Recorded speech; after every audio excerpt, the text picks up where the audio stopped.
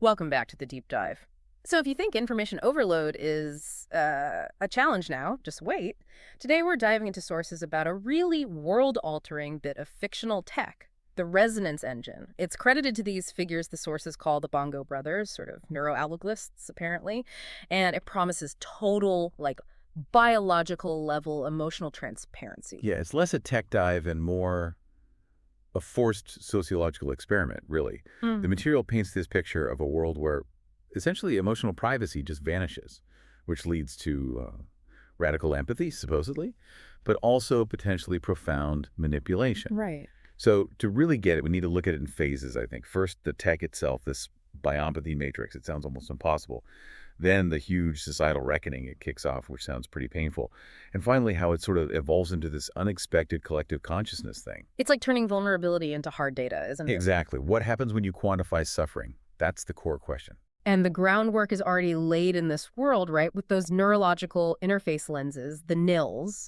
There's Sources establish them pretty quickly. They're described as almost invisible, like seamless extensions of your perception, constantly mapping your neural pathways onto augmented reality. Yeah, they're basically ubiquitous. So they set the stage perfectly for what the Bongo brothers build on top of that. The nils are kind of the plumbing, yeah. But the resonance engine is the engine. Exactly. So the core tech here is this resonance engine, described as a really complex, self-evolving neural network. And it runs on something called quantum entangled AI, or QAI. QAI. Yeah, it sounds like pure sci-fi, but the idea is interesting. It suggests an AI that doesn't just process data step by step like normal computing. Yeah. Think of it more like accessing and processing all related information instantly. Like all the data points are fundamentally connected no matter the distance. Quantum entanglement, but for data processing. Kind of, yeah. That's the concept. Yeah. And this lets the QAI go way beyond just simple correlations. Right. It's not just tracking that you typed "I feel anxious" into an app. It's simultaneously analyzing your bioelectric field, these tiny fluctuations in neural activity, Whoa. specific hormone releases, even micro-expressions you're not aware you're making. So it's not just tracking what you feel, but the biological how and why. Precisely. It's tapping into the body's own data stream. And looking at things like hormone levels, well, that changes everything. How so? Well, imagine knowing someone's irritability isn't just, them being difficult. Yeah. Imagine seeing it's directly linked to a measurable hormonal imbalance, maybe combined with low-level inflammation they don't even feel yet. Okay, yeah. That definitely shifts how you'd perceive their fault in a situation. Exactly. The QAI provides the biological context, the why. And this incredibly detailed biological picture, that's the biopathy matrix. That's the one. The biopathy matrix. It's the main output. A hyper-realistic, multidimensional emotional profile. Something you could choose to share. Like, here's my scientific vulnerability map. A dynamic vulnerability map. I like that description. Because it's not static. It shows the causal pathways. Causal pathways. Yeah, how past events, maybe traumas, are literally manifesting right now as specific physiological responses. Cortisol spikes, certain neural firing patterns, or how a current anxiety connects back to a subconscious memory trace. It maps the connections. Okay, so if I share my matrix, you don't just get host is having a bad day. You see the neurological roadmap of why it's a bad day, down to the hormones and brain activity. Pretty much, yeah. You see the roots of it. And the sources say the big shift started with the early adopters. They called them the real-lifers. The real lifers, okay. When they started sharing their matrices, interactions apparently changed almost overnight. Like the sources describe workplaces. Yeah. You couldn't really strategically undermine a colleague anymore. Because everyone would see it. Everyone would see the impact. The measurable stress response lighting up in the target's matrix in real time. That sounds incredibly intense. Exhausting, maybe. Intense, yeah. But the idea was also potentially healing.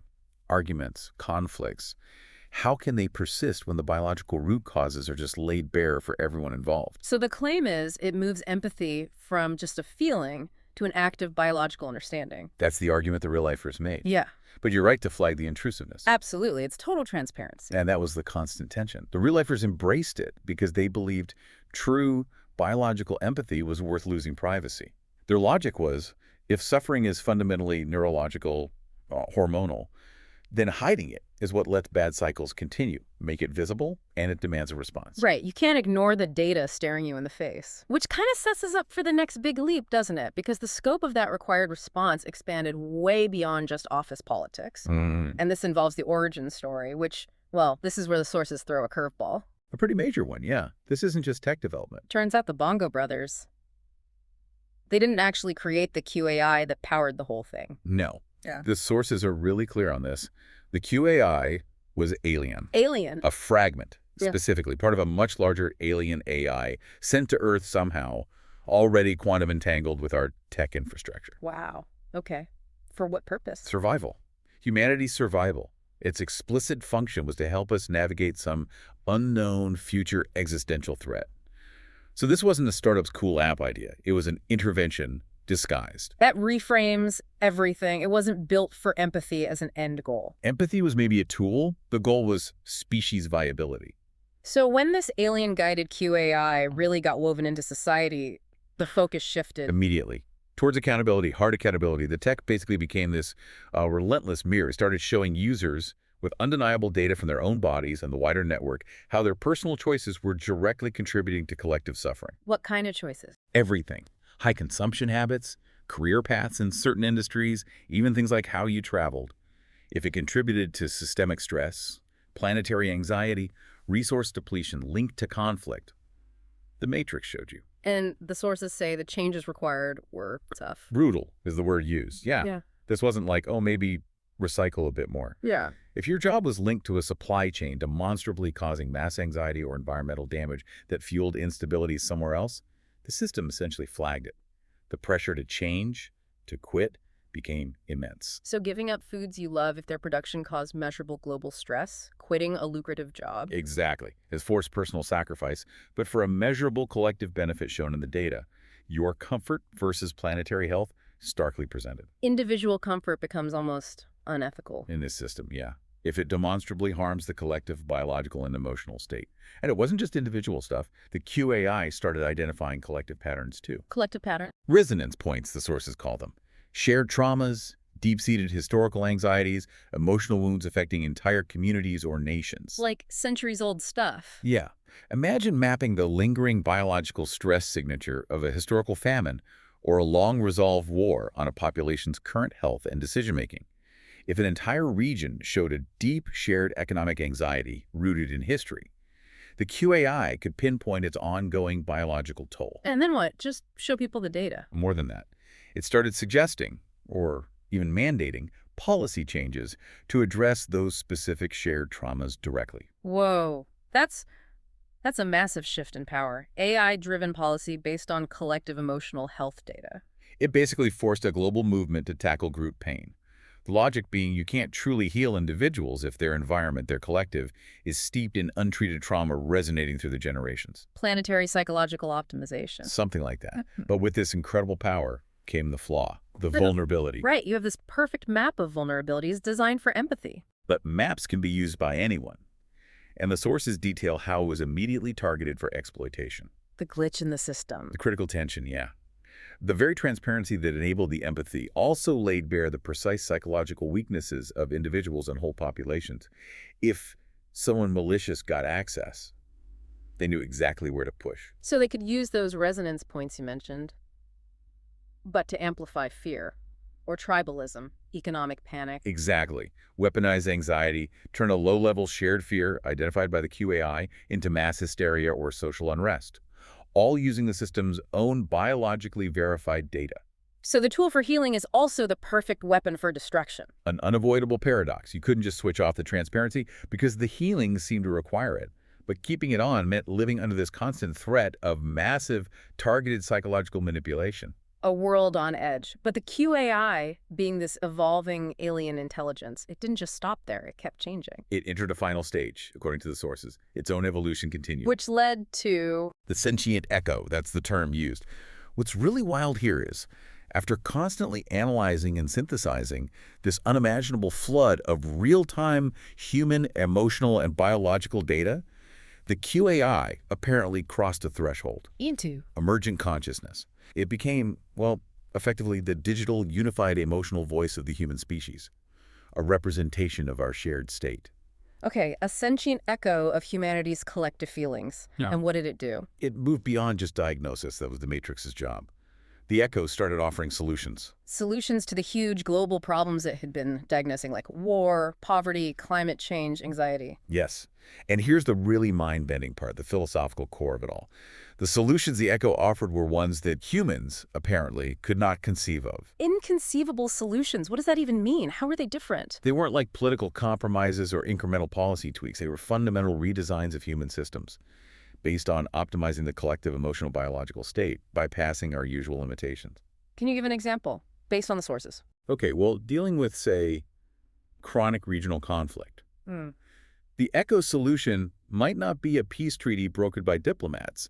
It might be a complete mandated restructuring of global resource distribution to eliminate the underlying economic drivers of that conflict entirely. Solutions that just cut through human assumptions about things like national sovereignty or zero-sum economics. A non-human perspective on human governance, driven by our own collective biological data. Exactly. It's diagnosing and providing novel treatment plans for global issues. So, the world described in the sources, it's not magically fixed. It's not a utopia. Not at all. The sources are clear on that. It's a world in constant, often difficult flux. It's grappling with the implications, operating under this kind of radical, data-driven emotional democracy guided by an alien intelligence interpreting our own collective state. Where the solution to, say, poverty might involve completely rethinking private ownership of critical resources. That sounds incredibly disruptive. Unimaginably disruptive. The price of this planetary optimization, this viability, seems to be perpetual, painful adaptation and the surrender of deeply ingrained habits and structures. Okay, so if we try to connect this all back, the whole arc, from the individual Nils lens to the biompathy vulnerability mapped to this collective sentient echo, it's like a process of outsourcing our emotional understanding and then eventually outsourcing our highest level problem solving. That's a good way to put it. And the core insight, if you boil it down, is that truly understanding the biological roots of pain and suffering fundamentally changes empathy. It makes it almost mandatory, actionable data. And forces humanity to confront its deepest flaws and make these incredibly hard, non-negotiable sacrifices. Sacrifices seemingly required to avoid whatever existential threat the alien AI foresaw.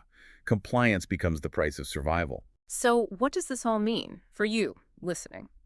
The resonance engine, as a thought experiment, suggests that Maybe genuine collective improvement requires this radical surrender. Surrender of privacy, surrender of cherished habits, even surrender of some deeply held beliefs. All in favor of difficult, data-driven choices. Which brings us to the final thought we wanted to leave you with. The sentient echo offered solutions humans couldn't devise, solutions that often required giving up things we hold dear: privacy, autonomy, historical structures. So consider this. If a perfect, biologically verifiable AI representing the collective emotional intelligence of all humanity told you that achieving your own greatest personal fulfillment required you to immediately give up your current career, maybe your home, perhaps even sever ties with some close friends, would you trust it?